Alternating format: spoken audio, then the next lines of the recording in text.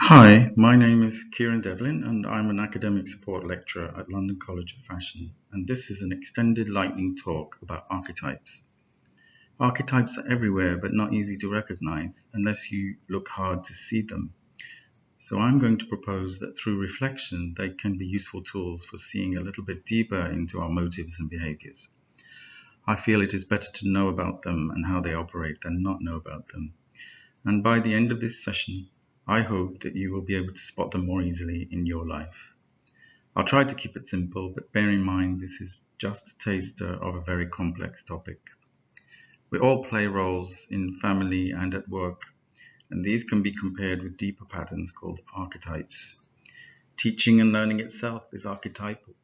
The teacher-student interaction is a dynamic that echoes the primal parent-child relationship.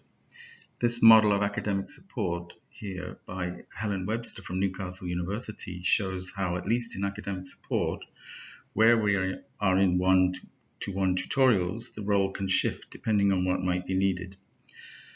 When we are in the teacher role, we position ourselves as having more knowledge than the student, especially in academic support where we are positioned as remedial. This could detract from a student's sense of agency. Agency only increases where we are in the role of listener, in the sense that counselors listen, that is deeply. My addition to this model is to propose that there are more roles that incline more towards equality, where we are in the role of friend, for example, or collaborator, and it can become more participatory. So there could be also a dynamic shift to one that is more like a partnership.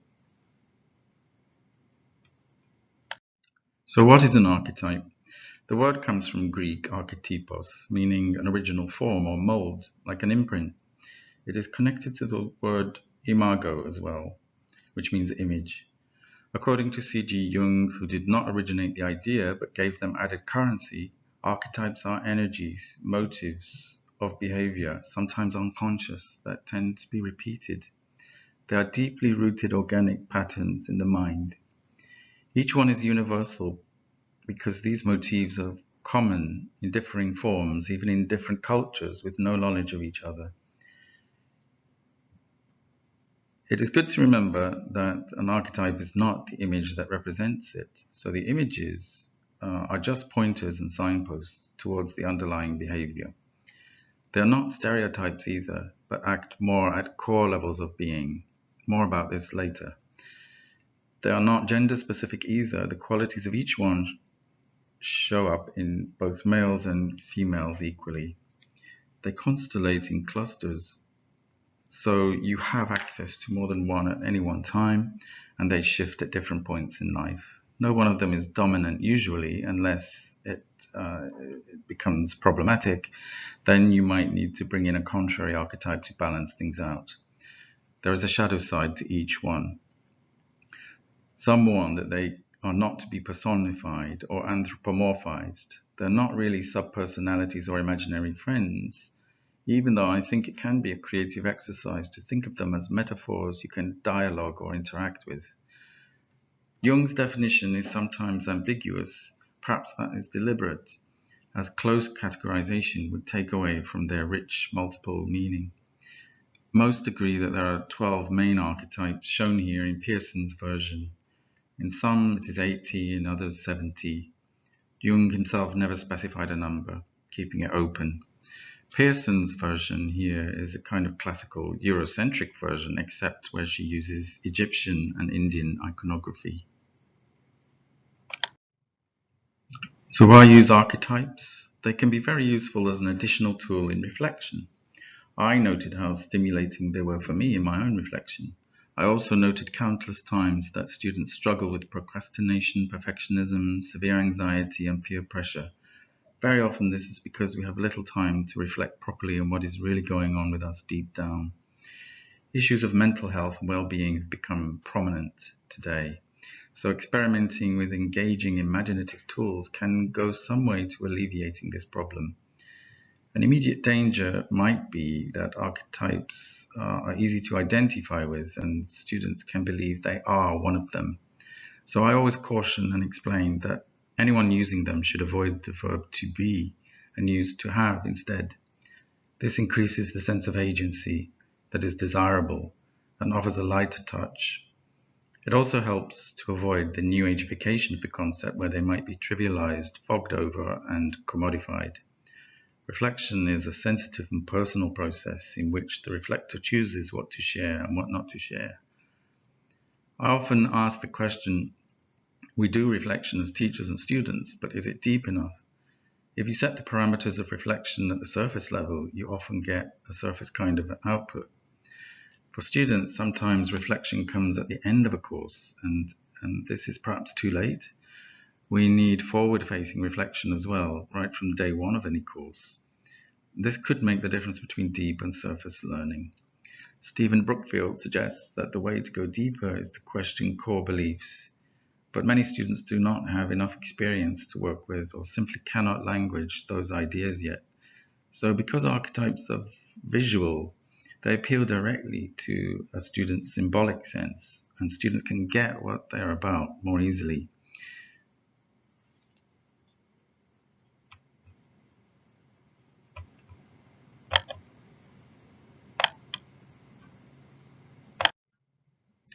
Another layer to understanding how archetypes work is to work with an enhanced and expanded definition of literacy, or literacies, as they are now multiple. I mentioned that archetypes come from a word that means original form, that it was connected to the imago or image, and images have great power, as they speak without words, but we don't always notice their impact. We often talk about literacy in a way that is just about words or text, that is from books. The culture tends to privilege words over images, yet we need visual literacy as well, as much as verbal. Often we overlook how images and symbols speak to us all the time and have an impact in terms of what they communicate on a subliminal level, through advertising and social media especially.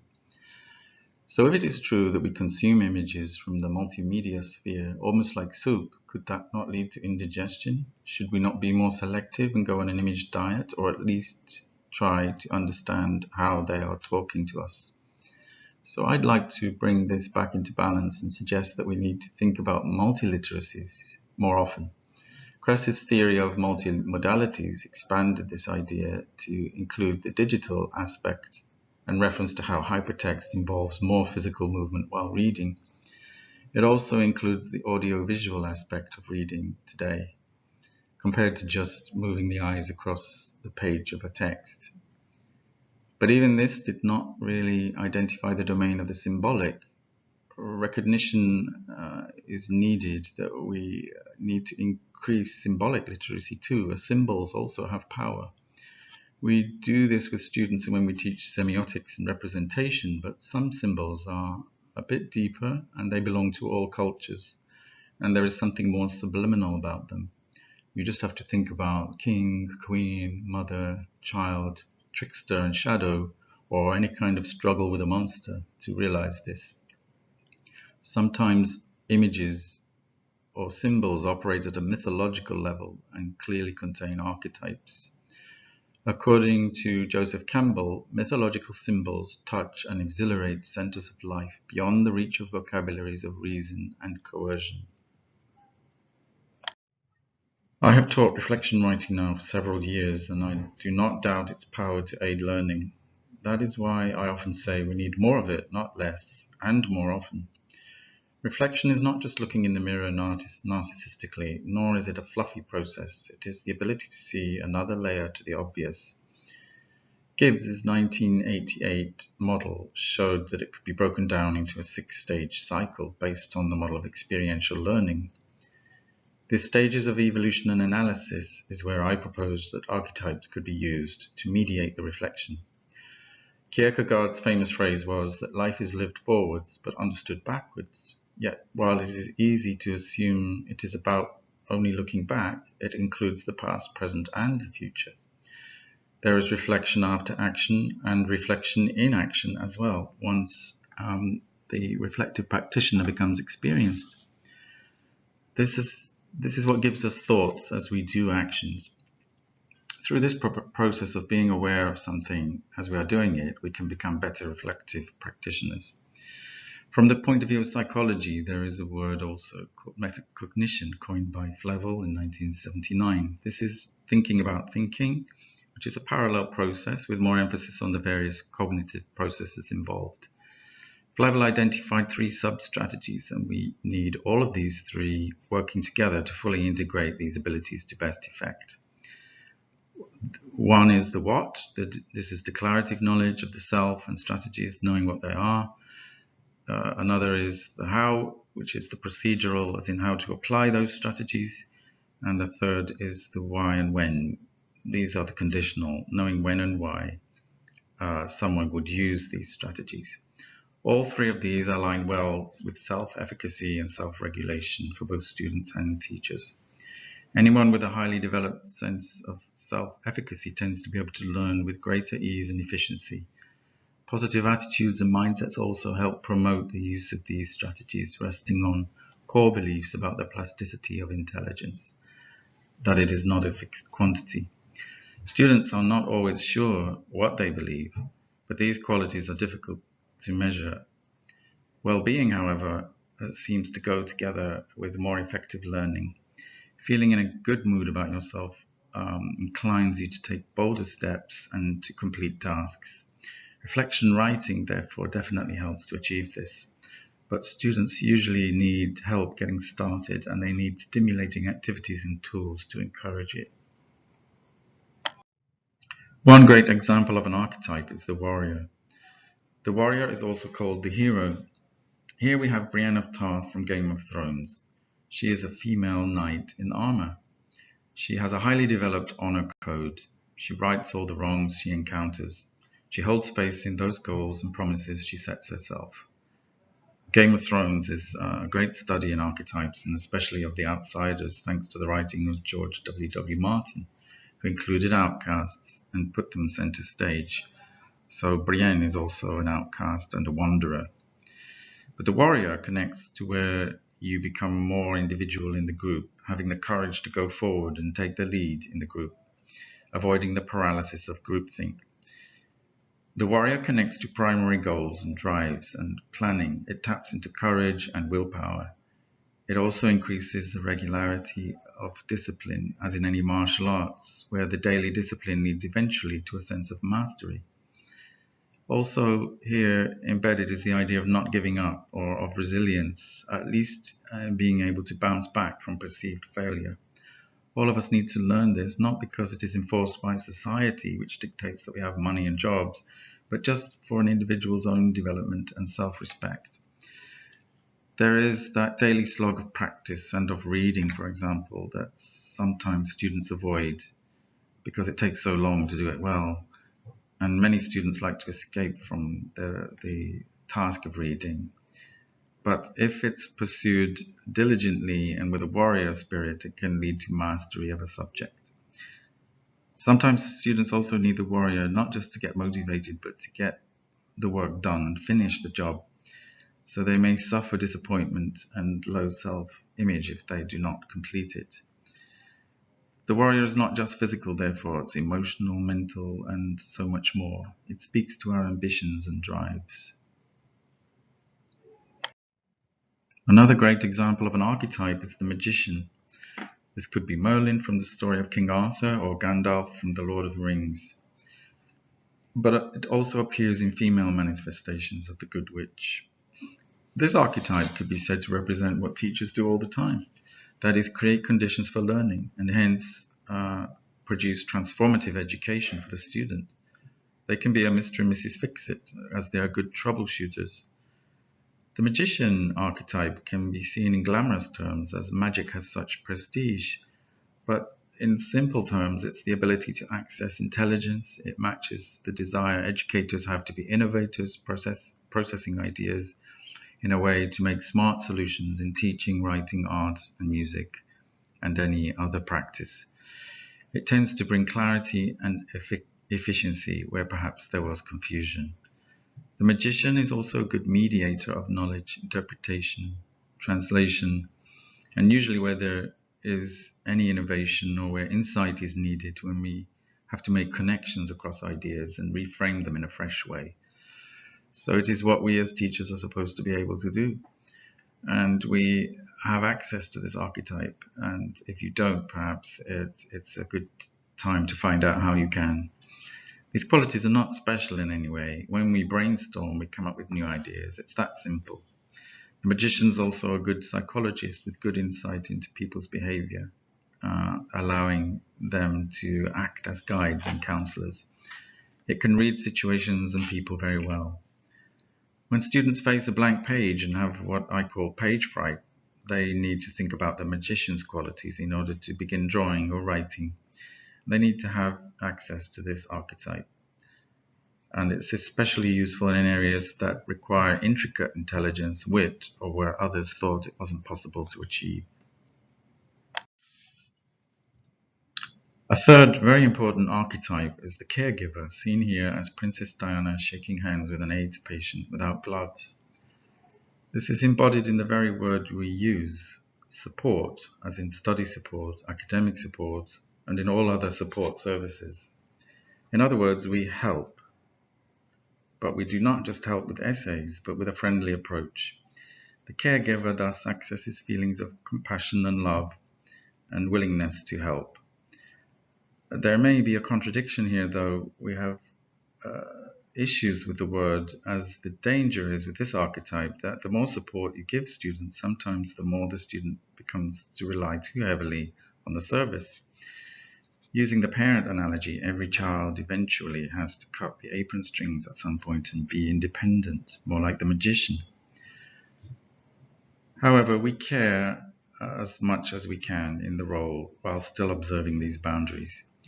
But it harps back to the idea of pastoral care and parenting. The mother or father, remember, they are not gender specific. So in the role of listener too, the caregiver is about kindness, care, and nurturing attitudes that could include yourself. Another aspect to this is creating an environment that is more like home from home. At university, the idea of the sticky campus is where social bonding is more likely to create conditions for learning and keeping students happy. This is where we hope the Writers' Cafe makes a difference, to invite students to come to a much less formal session where a bit of human interaction can flourish outside feeling judged or assessed. This is a kind of tea and sympathy idea, but it is nurturing and more relaxed. It is one of the roles in academic support where we track widening participation students, and the aim there is to help them find their way where they might feel alienated or not see people that they can relate to. Loneliness apparently is very common but not very much talked about at universities. So a little bit more about archetypes and how they connect to each other. They group together but also overlap. So while the core defines them, they all manifest in different forms, in a kind of network structure that clusters in family groups. So a few examples of this would be that the warrior is also known as the hero, and the athlete and the pioneer, and the magician is also known as the innovator, the engineer, and the scientist, and the caregiver is also the Samaritan and guide. Where they are different from stereotypes is very important. And according to Chen and Hartwell, 2012, archetypes lack the dehumanizing factor of stereotypes, representing instead the full spectrum of characteristics. Stereotypes limit choice, while archetypes empower choice. They also go on to say that they do not trivialize or demean people. They compare stereotypes to cartoons and archetypes to poems. But another interesting idea is that the sequence of archetypes provides a kind of evolutionary story, a developmental narrative of life or of any project that references the hero's journey. And we talk a lot about the student journey. It could be an overused metaphor, but it's also worth thinking about how valid it still can be. It is also worth thinking about how archetypes work in brands. For example, the hero is very vital for brands like Nike, Adidas, and Puma. The wanderer and explorer is a typical archetype for Patagonia or North Face. The everyman and every woman is representative of brands like Gap or Primark. And the innocent represents brands such as Dove and Johnson's. If London College of Fashion is a brand, then what are its archetypes? They might be a dazzling combination of magician, carer, sage, ruler, creator, disruptor, explorer, all of these rolled into one grand brand fusion. There is a deeper aspect to archetypes, and once you study them in more detail, this becomes very important. They have a dual or even triangular nature that can manifest in extremes of the same archetype, as in a spectrum. They have both capacities and fears which interact in a kind of polarity. Continuing with the same three examples, for example, the warrior, the magician, and caregiver, it is worth exploring their shadow aspect. Pearson, 1991, says you should call on the capacity to allay the fear from taking over, and that it is the antidote to the fear. This is analogous to shadow dancing or boxing, where the boxer actually fights with his or her own shadow, where they model their actions on the opponent and borrow from their opponent's power. There is a tendency not to be able to see this in ourselves, but only see it in others, so we can be often blindsided here. The warrior seeks goals and uses courage to reach those goals, but has a fear of appearing weak and detests weakness in others. The magician seeks transformation, power, and ideas, but this can lead to hubris and even manipulation if it does not also activate the lover and caregiver archetypes. The caregiver seeks to offer love and compassion, but it often demonizes selfishness, especially as perceived in others. It fails to see where there can be their own generosity can sometimes be smothering or disenabling for those it helps. So there can be a sharp contrast in working with archetypes, and therefore more reflection is needed as to how they work in order to achieve greater awareness and balance. About 2 years ago, I did a small-scale exploratory study with a small number of participants. I was curious to see where it would go if I explored the potential of using archetypes in reflection. I devised a control group method, with one group of participants choosing an archetype to help them evaluate a problem, and another group chose a random piece of text advice that was taken from Jenny Moon's book on reflection to analyze a personal dilemma. Both of these selected at random, but one had a symbolic visual stimulus and the other had words. I used Pearson's advice in addition to the symbol of the archetype. I also asked them to do a well-being indicator and a metacognition survey so that I could look at those results in parallel. Also, I asked them how they felt before and after the reflection, and to mark that on a Likert scale so that could also be compared.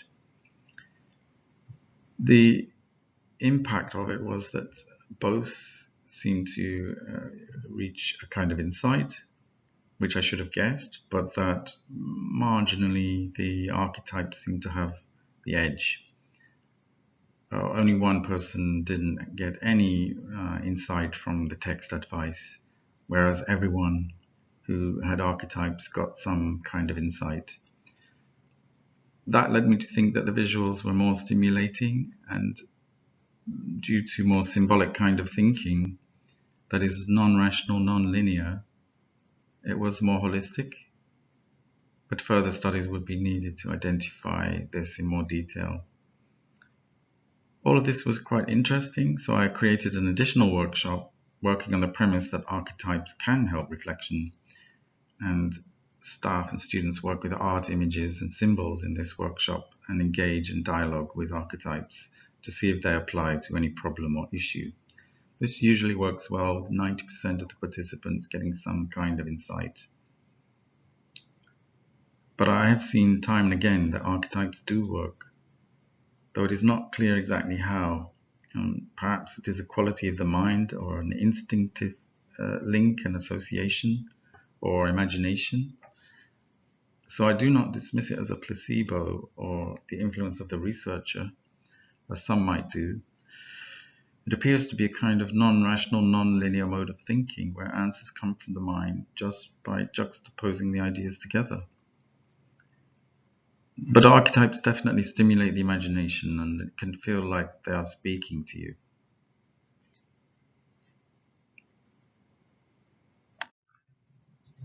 Here are some examples of what the participants wrote when they selected an archetype.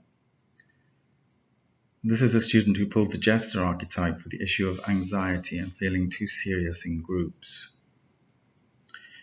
The jester advises us to live in the moment and to lighten up, so it was very appropriate.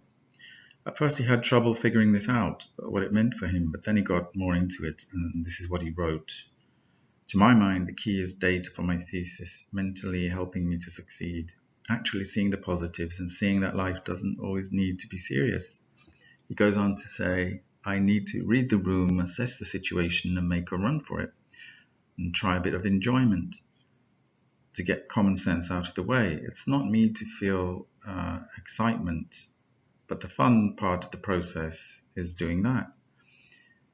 And this is what I would like to learn. So to be driven by what I want, not what I'm scared of. This is a chance for some excitement, to be less sensitive to annoyance and stress. What is the worst that can happen? I'm comfortable with my own leadership and trust myself more.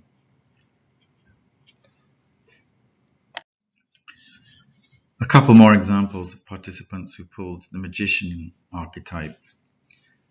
The first one mentions that he could see this archetype in many people, especially his father, who was a deceiver and told stories that were not true, and also in people at work, but also that he recognized it himself. He went on to say that it could help him to reflect, it can help to access how much a given archetype is in you, and it makes it interesting to reflect about whether this specific character is in other people as well. It also led him to question, to what extent do I identify with this character, and who else around me has this character dominant? It did help me to remind me of a certain aspect of people's mind. Another participant whose issue was overwhelm selected the magician and reported this. Absolutely understood the message, have been trying to come to terms with how to move on at work. This explains it exactly, trying to juggle too much. Too many spheres and facets going on. It helped to provoke out the answer, and it has helped me to understand. And I was trying to reflect on previous experience, but this cleared my thinking process. These are some of the sources that I've drawn from, quite a wide range, from psychology, mythology, branding, media studies, literature, humanistic approaches, and systems theory. And all of this was cross-disciplinary, but all very interesting. There are different ways to approach this phenomenon and different ways of both framing and describing the problem. For example, is it metacognition or is it reflection? Should the focus be only on learning development or does it take us beyond that? This is the difficulty, but it is also the stimulus. One thing I came to understand is that the way the research is framed will determine the outcome and how it will be interpreted. The control group only worked so far as I had a number of willing participants.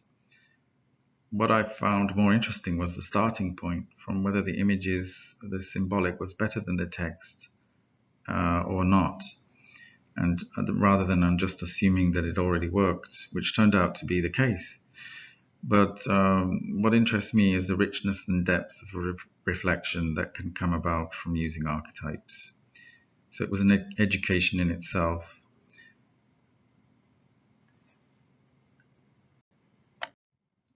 D.H. Lawrence's words go some way to explaining the power of concentration, or not even that, just plain old awareness. This quote about attention, any act of attention bringing its own answer, is from Etruscan Studies, 1933. It's an early example of an approach to the mind that does not make it an epiphenomenon of chemical or biological processes in the brain, which is the scientific tendency. Notice he says that if you are capable of it, that means attention may require a bit of training. Attention span of participants could be an issue, or the quality of attention may need improving. And this is where keeping a journal is always helpful.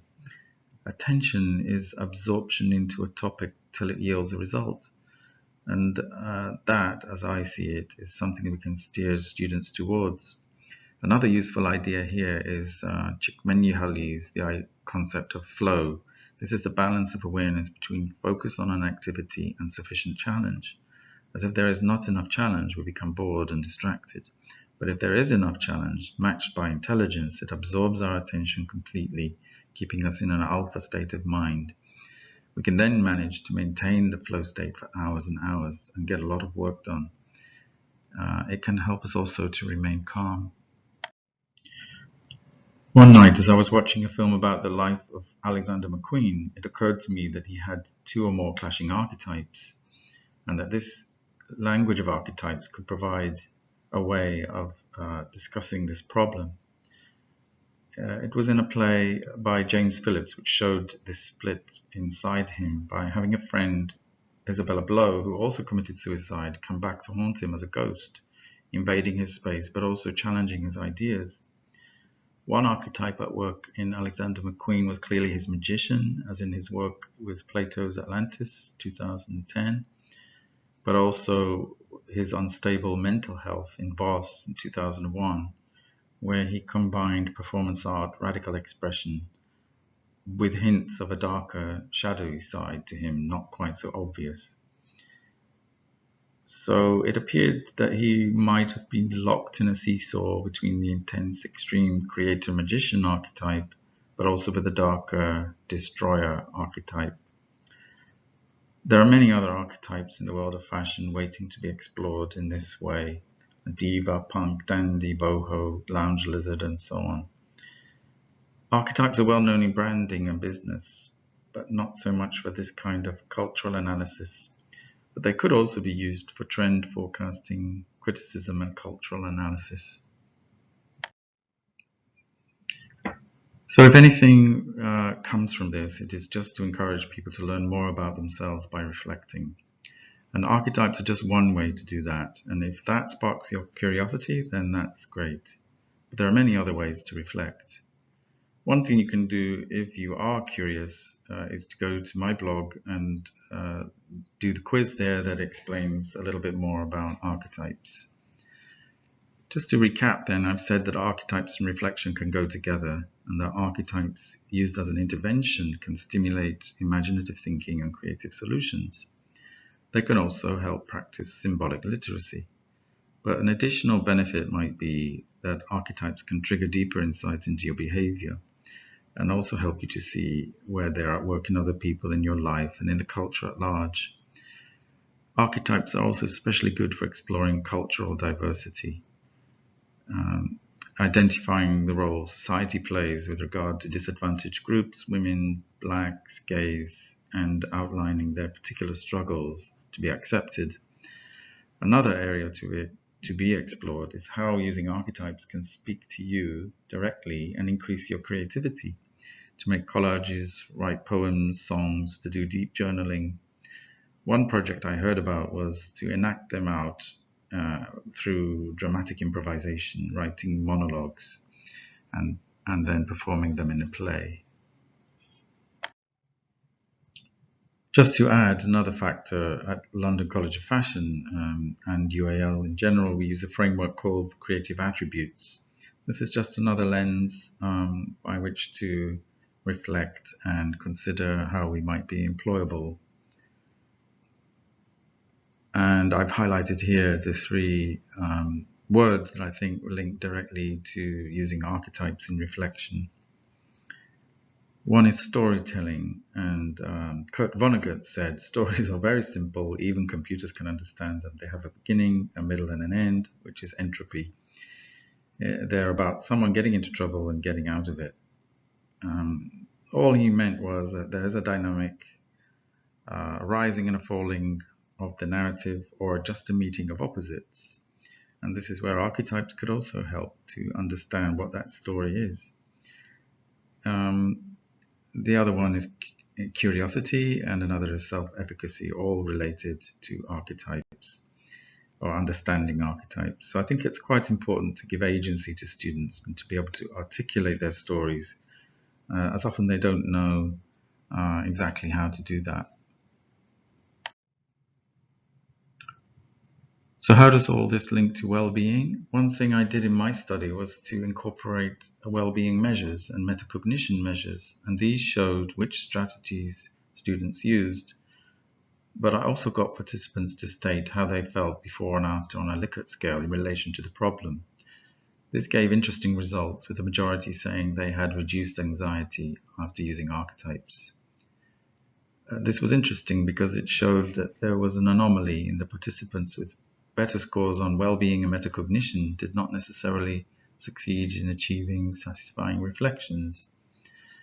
I can't draw more of a conclusion than that, but it was noticeable that where students had learning difficulties and did not always feel good about themselves, they could still find a way to reflect, where the ones who felt good about themselves tended to stop short. This may have been due to the fact that they had text instead of archetypes, so that was another question I needed to research more into. For the moment, I'm starting from the point of view of assuming that archetypes work, and in this workshop that I created, 90% of people usually have positive responses and say that it is helpful and thoughtful, and one even said it was life-changing. We cannot underestimate the importance of psychological processes in relation to learning. And we may, however, need to remove the obstacles first, where we can see them. Jung warns that the effects are felt most in personal life, and that we ignore these issues at our peril, as they just keep coming back up in life until we deal with them, or incorporate and embrace and integrate them properly. So understanding the mind through archetypes can possibly help build up resilience or a balanced way of thinking. There are many methods, all of them good, but archetypes can take it a little bit deeper and provide an approach to some of the issues we are faced with today. Thank you for listening, and I hope to see you at a workshop soon.